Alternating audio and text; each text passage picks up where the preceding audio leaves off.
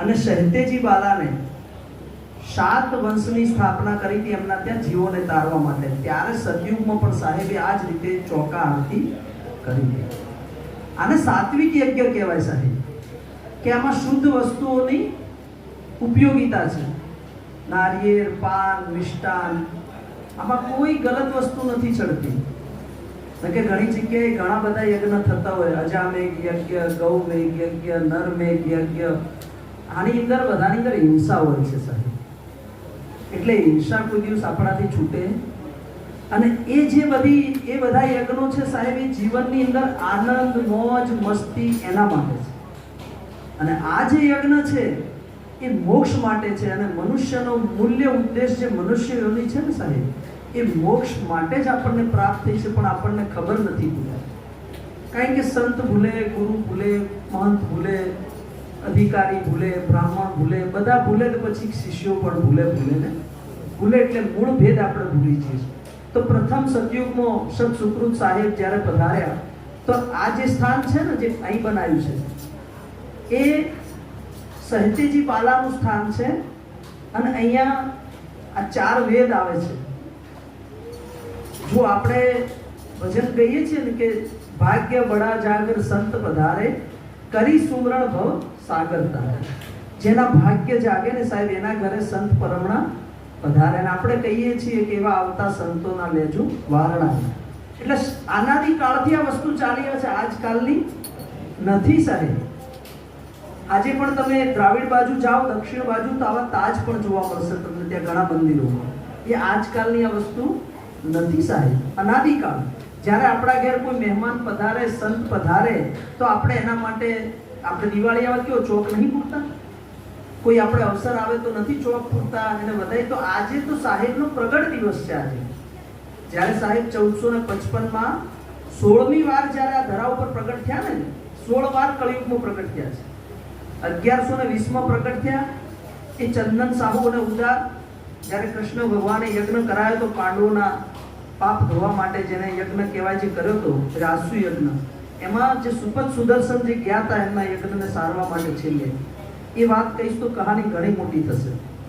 તો એ જે ગયા હતા ને એ સમયે, ત્યારે 1120 સાલ હતી, જ્યારે આપણું જે મંદિર બન્યું છે ને જગન્નાથનું, ત્યાં પણ સાહેબે 1120ની સાલમાં ખુપડી રોપી હતી. આજે પણ ત્યાં છે.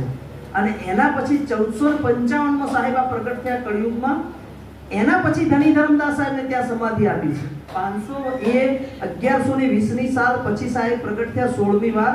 એ સાહેબે ત્યાં એમને ત્યાં સમાધિ આપી ધની ધર્મદાસ સાહેબને, આમીન માતાને. એ પાછળથી એ ધની ધર્મદાસ સાહેબને લઈ જઈને બતાવ્યું. એ સ્થાન આ જગન્નાથપુરીનું મંદિર બનાવ્યું, ત્યાં સાહેબે જગન્નાથપુરી મંદિર બન્યું ને એમાં પણ સાહેબ ત્યાં વિદ્યમાન થયા હતા. ત્યારે સમુદ્ર રોકાણ હતું. તો સતયુગમાં સાહેબ આયા, ત્રેતામાં મુનિન્દ્ર નામ સાહેબ આયા. અને જે રાય બંકેજી, જે એમનું સ્થાન છે. દ્વાપર યુગમાં કરુણામય દરભંગા ચતુર્ભુજજી કીધું તો એમનું સ્થાન છે.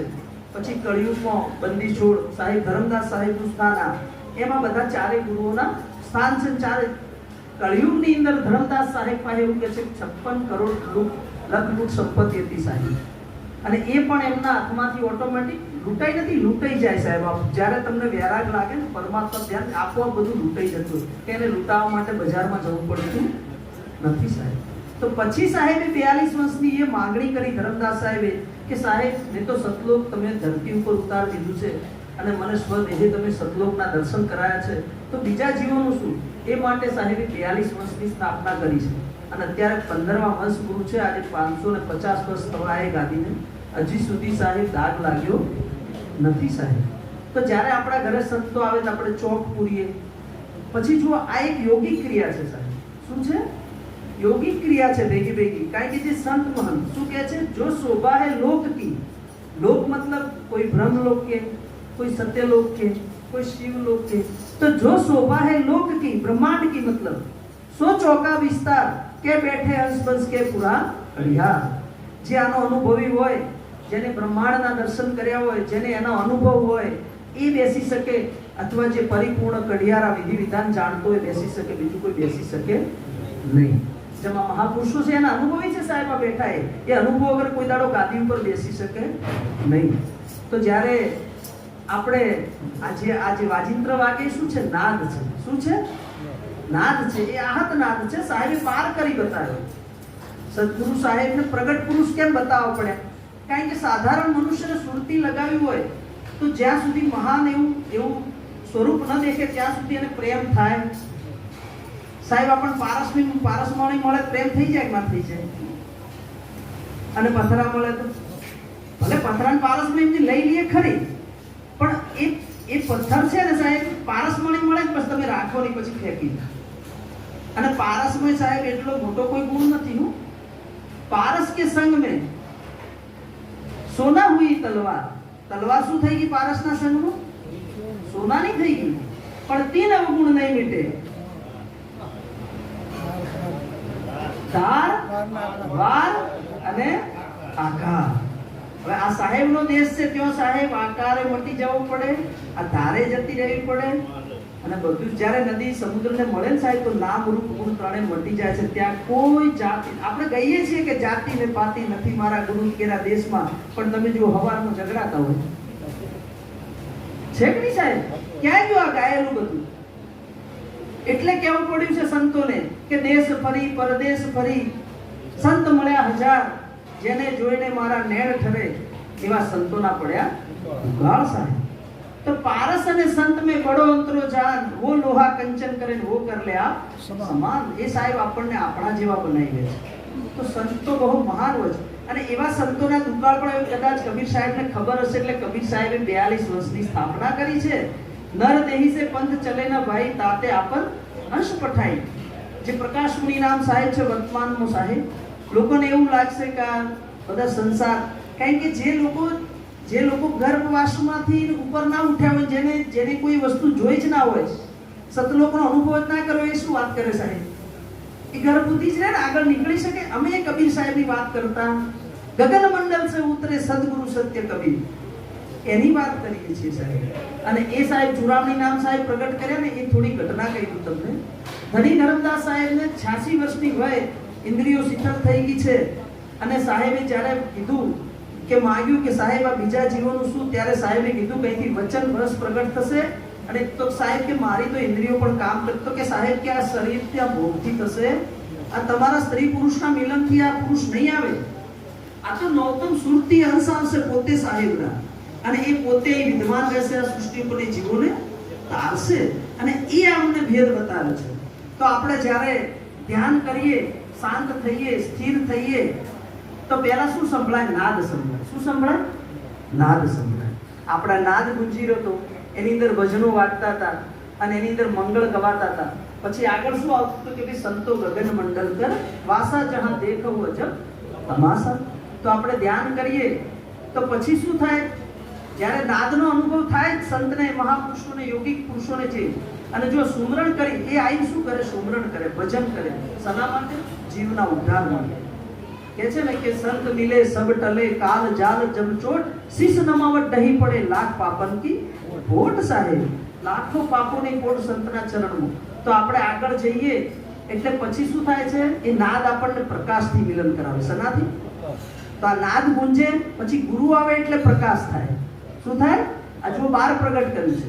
તો અહીં અમે પહેલા 4 પંખુડી કમળ બનાવીએ. આપણે કહીએ છીએ ને ભજનમાં કે મૂળ કમળમાં સંતો લેજો કોઈ ગોતી, મૂળ કમળમાં ગણેશ બિરાજે લેજો. તો મૂળ કમળમાં 4 પંખુડી કમળ છે, એ બનાવવામાં આવે છે. પછી પાખંડ શિલા રાખવામાં આવે છે. અહીં સહેતેજી બાલાનું સ્થાન છે. આગળ નીકળીએ એટલે બ્રહ્માજીનું. ત્યાં કેટલા શ્વાસ ચાલે સાહેબ? 600 શ્વાસ. કેટલા? આ જે શૈલી છે ને એનું પણ એક મહાત્મ છે. આ 21,600 તારનું છે. કેટલું?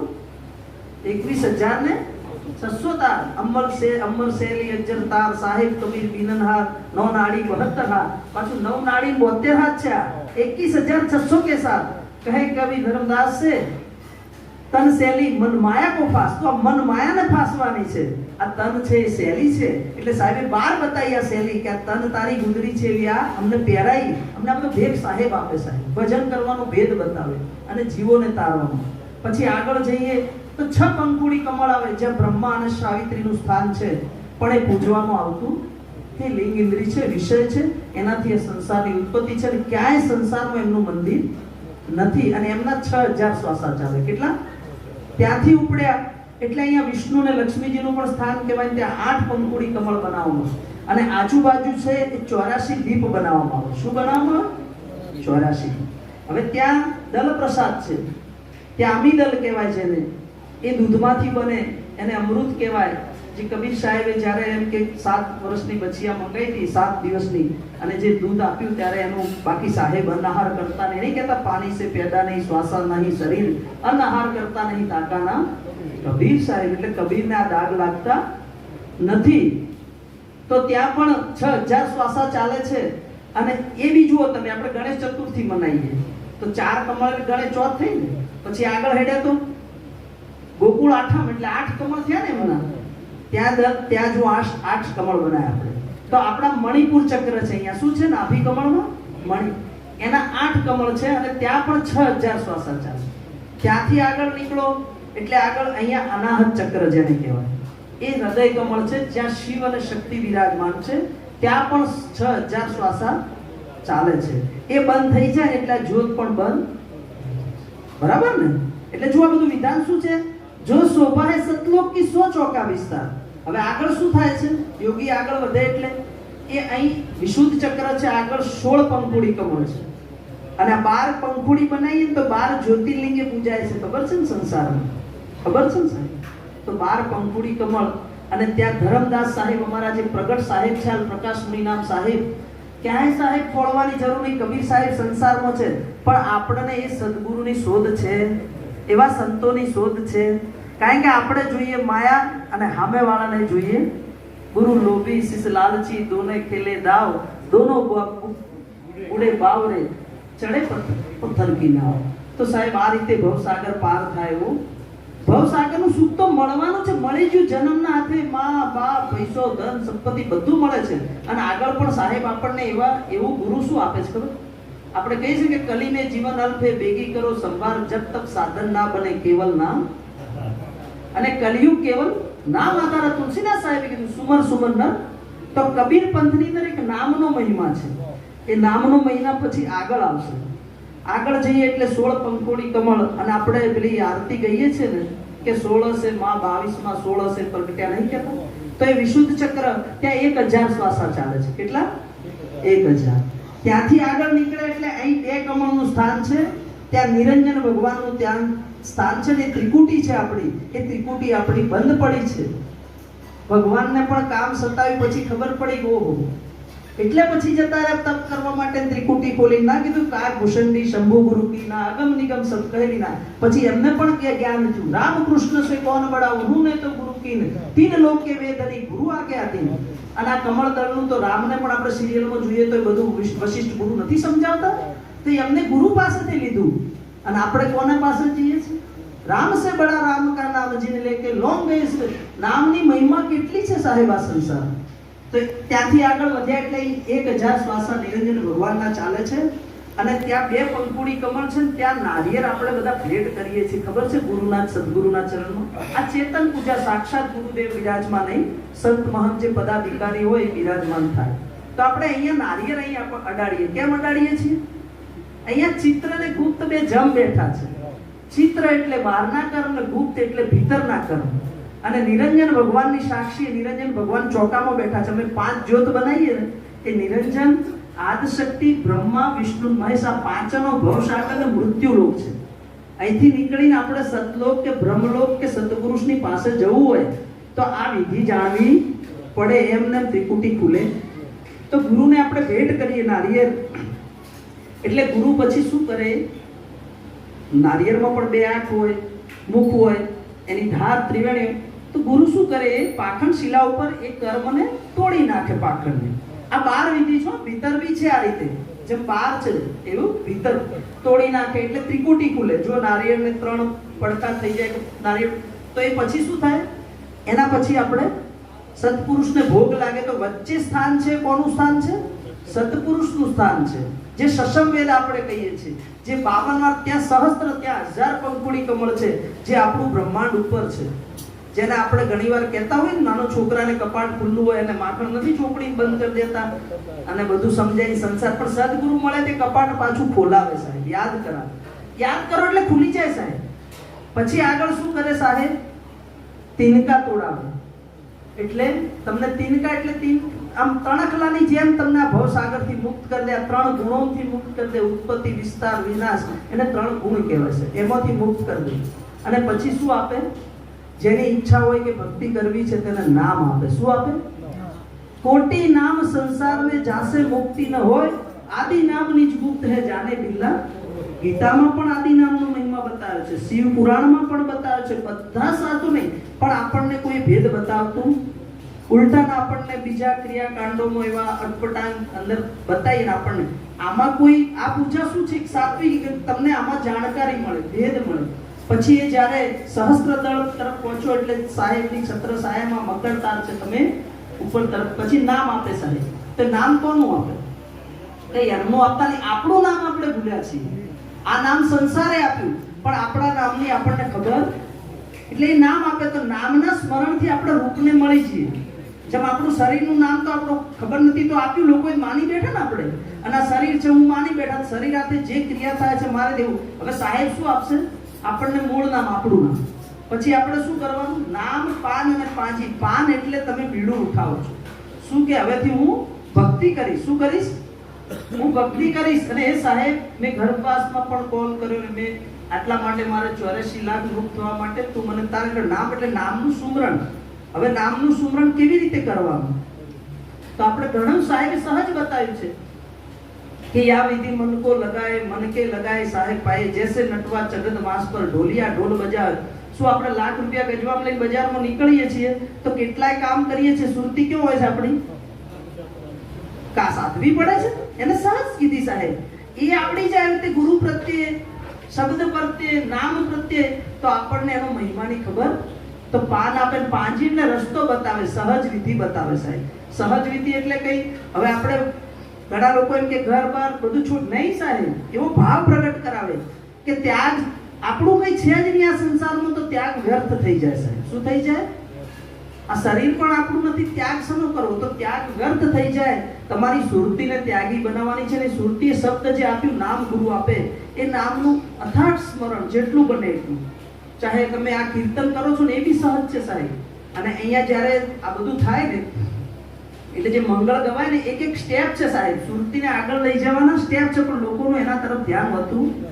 બધાનું ધ્યાન શાનું હોય જીવનનું? કે ભાઈ પેલો શું કરે છે એની વિધિ આપણે કરીએ. પણ મંગળ શબ્દની અંદર એક એવી વિધિ બતાવી છે, એક પછી એક સ્ટેપ છે સુરતીને ઉપર લઈ જવાની, ભજન કરવાની, સુમરણ કરવાની. અને સંતો મહાપુરુષો બધાને જરૂરી હોતી નથી. એવા આપણે એવા સાધનમાં બેસી છીએ તો આપણને સહજે પાર કરે તેવા સંતો મળી જાય. એમના દર્શનથી આપણે પણ એકબીજાને નથી કહેતા કે ધ્યાન મૂલમ ગુરુ મૂર્તિ, પૂજા મૂલમ ગુરુ પદમ, મંત્ર મૂલમ ગુરુ વાક્ય, મોક્ષ મૂલમ ગુરુ કૃપા. એવા સંતો મહાપુરુષો સદગુરુ આપણને મોક્ષ અપાઈ દે. તો આપણે એના પાછળ એ શબ્દની મહેનત કરવી પડે, સુમરણ કરવું પડે. અને બીજો કોઈ ઉપાય છે? ક્યારે કીધું તુલસીદાસ સાહેબે કે કલયુગ કેવલ નામ આધારા, સુમર સુમરનર. કળિયુગમાં બીજો કોઈ ઉપાય નથી. ત્યારે એવું કહું કેવલ, જ્યારે કોઈ ઉપાય ન હોય ત્યારે કેવળ શબ્દનો પ્રયોગ. અને કબીર સાહેબે કીધું કે કલી મેં જીવન અલ્પ હે. કળિયુગમાં જીવન બહુ ટૂંકું છે સાહેબ. રોજ જુઓ તમે કેવી રીતે માણસો રોજ, જો બદ્રીનાથ ગયા હોય તો કે બસ ઊંધી મરી 10 જણા મરે. નદીમાં ગયા ગરદ્વાર કે નાવા મરી ગયા બાપડે. અહીં પ્રસંગો કરે, કથાઓ કરે, યજ્ઞો કરે, ક્યાં ક્યાં ખોળવા જાય છે સાહેબ કે બદ્રીનાથ ગયા, કેદાર ગયા. वे ढूंढ ढूंढ हारा सदगुरु दरस ना मिला तुम्हारा. तो साहेब अपनी अंदर बैठा हुए छे, मोको कहां ढूंढे रे बंदे, मैं तो तेरे पास में, ना तीरथ में, ना मूरत में, ना काबे कैलाश. પણ મને ઘણીવાર એવું મનમાં થાય સાહેબ કે આ બધા વિધિ વિધાન કરે, પૂજા પાઠ કરે, બધું કરે, અને આપણે એવી જગ્યાએ જઈને કાળના મુખમાં જતા રહીએ છીએ સાહેબ. તો મારું કેવું કે પ્રહલાદ જ્યારે ખબર છે કે આ અગ્નિ છે તો અંદર જઈને બેસે છે સાહેબ, તો એ કેમ બળતો નથી? બ્રહ્મા વિષ્ણુ મહેશ પરીક્ષા કરવા આવે છે સતી અનસૂયાની સાહેબ, અને પેલા ત્રણેય બાળક બનાવી દે છે, અને 6 મહિના સુધી ઘોડિયા મેકોડી નવડાવે છે અને ખવડાવે છે. એ માતા તો એના કરતા મોટી થઈ સાહેબ, એની પાસે કંઈક છે, અને એ જ ભેદ આપણે જાણવાનું છે. તો આપણા ભટકવાનું બંધ થઈ જશે. તો હરિશ્ચંદ્ર રાજા જુઓ, જેને આજુ અહીં શું લખ્યું છે? સતયુગમાં સત્યની સ્થાપના કોને કરી? હરિશ્ચંદ્ર રાજાએ કરી હતી સાહેબ. તો એ સમય જુઓ, શું ભગવાન કંઈક બધું નાખવું પડ્યું પાછું? પણ આપણને સત્ય ઉપર કે સત્ય નામ ઉપર કે સત્ય ધર્મ ઉપર કે સત્ય પંથ ઉપર જવાનો વિચાર થતો. માયાના અંદર એવા આપણે આજે દોડી રહ્યા છીએ, પીસાઈ રહ્યા છીએ, જેમ પેલા માછલાને પકડવા માટે શિકારી દાણા નાખે ને, માયા પણ આપણને દાણા નાખે, પણ આપણે ઓળખી શકતા એટલે સ્થિર થઈ શકતા નથી. અને નાટકની અંદર જઈને આપણું જીવન ખરાબ કરી દઈએ છીએ. માટે આપણે સાહેબને જાણવા હોય, આ ભેદ છે સાહેબ, તો આપણે સત્પુરુષને હવે ભોગ લગાવીશું. એની પહેલા હજુ આપણે બધા સંતો સાંભળી ભોગ લગાવીને પછી બધાને પરવાનો આપવામાં આવશે. અને જેને નામદાન લેવું હોય સાહેબનું, એને નામદાન પણ આપો. જો અમારી શરણમાં જીવ આવતો, એ નામ કોનું છે? સાહેબનું છે, અમારું છે. એ સદગુરુ કબીર સાહેબના, એ અમારા વંશગુરુ જે હાજર છે, સતપુરુષ અવતાર જેને કહેવાય છે, નોતમ સુરતી અંશ 15, એમના શરણ સુધી અમે લઈ જઈએ. અમે નાવ છીએ સાહેબ, એ નિર્વિકાર પુરુષ છે. કારણ કે આપણે નાવ છે ને, સંત મહાપુરુષો નાવ કહેવાય. જહાજ છે ને સાહેબ છે. સાહેબ જહાજ કોણ છે? જહાજ સમુદ્રમાં જઈ શકે, આ પારથી પેલા જ પાર જઈ, નાવ જઈ શકે નહીં સાહેબ. તો સાહેબ સબકા બાપ है, बेटा किसी का नहीं, बेटा हो के अवतरे वो तो साहेब नहीं. તો સાહેબ સર્વોપરી સતલોક આપણે જવાનું છે. અહીંયા તો આદિ વ્યાધિને ઉપાધિમાં જીવન જીવવાનું જઈ રહ્યું છે. એટલે એવા મહાપુરુષોથી આપણે આપણું જીવન પાર લગાવવાનું છે. આટલું કહી હું સપ્રેમ સાહેબ બની આરતીનું વિધાન સમજાયું. બીજો કઈ સત્સંગ કર્યો નથી. આપણે નામદાન આ રીતે લઈ અને આપણા જીવનને ધન્ય બનાવવાનું છે. અને નામ લિયા જેને સબ લિયા સબ શાસ્ત્રન કા સાધેદ, નામ વિના નરકે ગયે પડી પડી ચારો વેદ. તો આજે આપણે નામ સુમરણ કર્યું. પાનાચંદ સાહેબની ખૂબ બલિહારી કહેવાય કે આપણને બધાને ભેગા કર્યા. રતિભાઈ સાહેબ જે પેલા અહીંયા કાર્યકર્તાઓ છે, એ લોકોનો ખૂબ ખૂબ ધન્યવાદ. જો સાહેબ આરતી કરવાની હતી અમારા યોગીદાસ સાહેબને જ, બરાબર, પણ મને પણ કીધું, પણ મેં કીધું સાહેબ વડીલ છે, કરે ત્યાં સુધી સારું. અમે સત્સંગ કરીએ, અમે જો નાના છીએ, અનુભવ કરીએ થોડા થોડા. પણ ના સાહેબ કે તમે કરો, સારું સાહેબ. તો એમની આજ્ઞા થઈ. સંતો મહાપુરુષોની આજ્ઞાને આપણે શિરોધારી કરવી પડે. તો બધા સંતોને પણ અહીંયા બેઠા એ વિરાજમાન બધા સંતોને સાહેબ બંદગી, સાહેબ બંદગી.